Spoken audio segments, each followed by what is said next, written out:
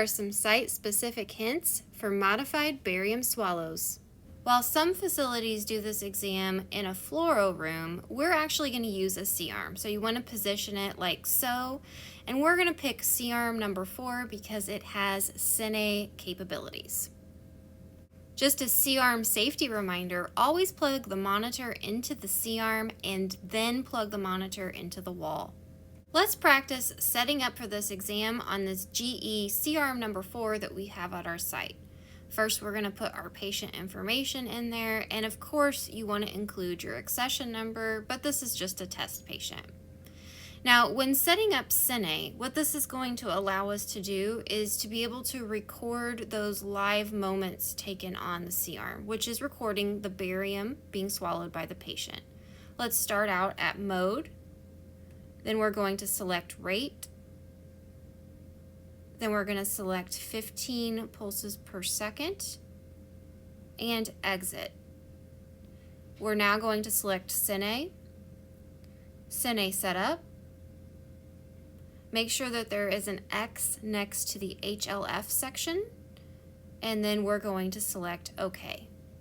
Now, if someone else set the C-arm up for me and I'm walking into the case, I can double check that the cine is up and ready to roll. In the lower right-hand corner, it tells me 15 PPS. Now, even though the radiologist and the speech pathologist are in the room giving instructions to the patient, it is important for the X-ray technologist to understand both the anatomy of this area as well as why we do this exam.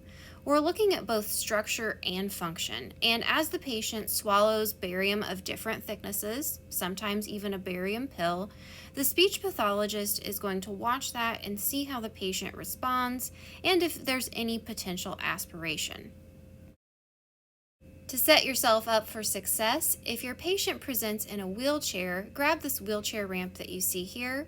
And we also have the pink speech chair along with booster seats for pediatric patients. And all of this equipment is designed to lift your patient up slightly so that we have enough room where the C-arm can catch the distal portion of the patient's anatomy.